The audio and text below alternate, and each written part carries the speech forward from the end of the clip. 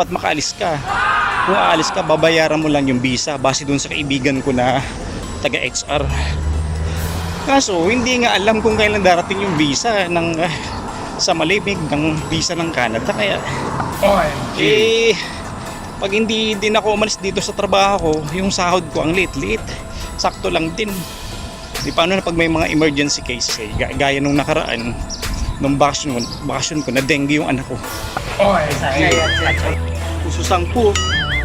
कस्तो छ ठीक छ राम्रो छ Apa kabar ma? Hai, alhamdulillah baik. Balaso. Assalamualaikum abad.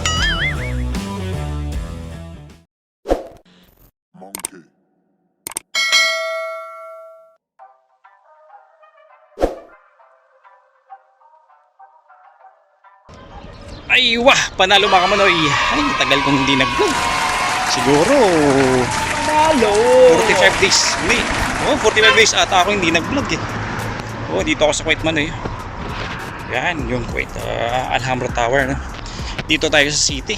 Tagal kong hindi nag-vlog kasi bakasyon tayo. Kakabalik lang natin mga kamanoy. Ngayon, galing ng bakasyon, 45 days. Nag-focus muna tayo sa pamilya, lalo na sa ating mga anak at asawa, mga kamanoy. Kasi ayun, di natin alam kung awa ng Diyos pag natuloy-tuloy na yung malamig natin, di ko kasi alam kung kailan uli ako makakabakasyon ng Pilipinas Kaya ayun, focus muna sa pamilya nung nakaraang bakasyon. Kaya yun, nag-vlog naman ako, pero doon sa ano ko lang, sa pang kids ko lang na channel, yung sa Kids World, doon lang ako nag live vlogs. Pero dito sa channel ko naman abroad, di man lang ako nagdokumento. Medyo nanghinayang nga ako ngayon ko lang na-realize na dapat nag-vlog man lang ako doon sa King Khalid Airport sa Riyadh, para at least may remembrance ako. Ayun, yung feeling ba na isang OFW na kakagaling mo lang galing bakasyon, yung bigat ng pakiramdam mo, ganun. Yun ang nararamdaman ko ngayon. Parang mixed emotion siya na kung partly na sadness and joyness. Mas malaki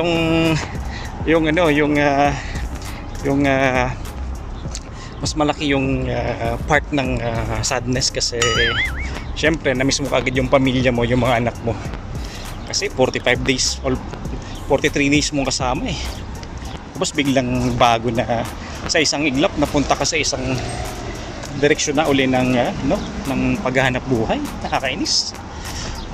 Hindi din ako masaya na dito sa trabaho ko. Ano na ako, tawag doon, gusto sa kada araw na lang ng pagising ko, ayoko na.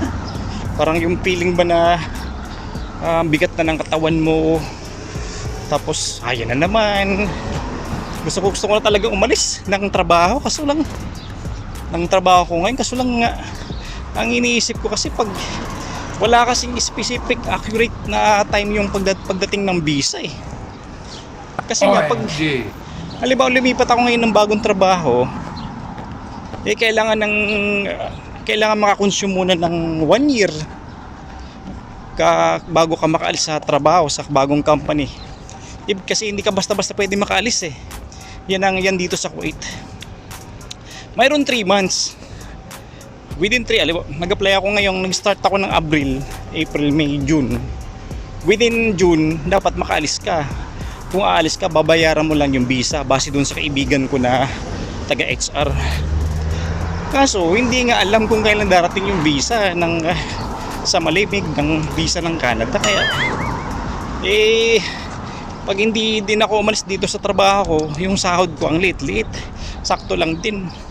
Di paano na pag may mga emergency cases gaya nung nakaraan, nung bakasyon ko na dengue yung anak ko.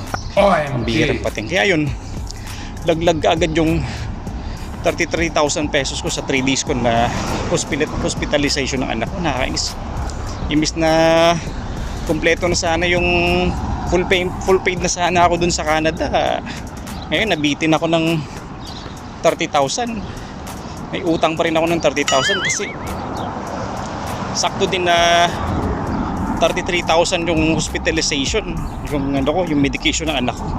Ayun nga, kulang tuloy yun ng 30,000 yung full payment ko sana dapat sa Canada. Dapat sana safe na ako sa Canada. Talagang waiting na ako.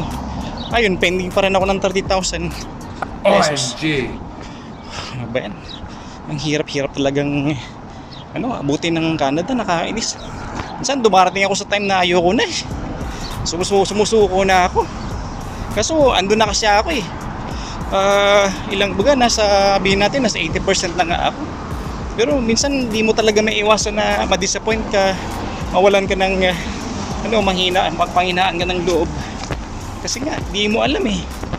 Kasi kung ikukumpara mo yung sarili mo sa ibang mga aplikante papunta ng Canada, sila naghirap lang sila ng few months. Ako 2 years and 3 months na, wala pa rin. Parang minsan ayoko na eh. Pero syempre lalo ngayon problema kasi nagka-loan ako ng 140,000 sa Pilipinas. Kaya kailangan ko talaga siyang bayaran. Hindi mahihirapan ako pag quite salary lang ang ipang ko doon. Ipang i-finance ko. Kaya kailangan ko pa rin talaga yung Canada, bahala na. Bahala na kung pupunta ba doon o hindi. Nainis talaga ako eh. Sige mga kamanay, back to normal na naman tayo. Ituloy tayo sa trabaho na ayoko na. Pero gago! Trabaho pa rin. Go on pa rin. Yan yung tindahan ko mga kamanay. Kita ba dito? Ayun o. Yung may yellow. Yan yung tindahan ko. Alright. Yan lang mga kamanay. Yun ang kwentong balik OFW. Bala sinare ko lang yung isang emosyon ng isang tatay OFW at ang paghahunt patungo sa Canada. Sakit. Ang sama ng loob ko talaga. Ito na naman. Alright.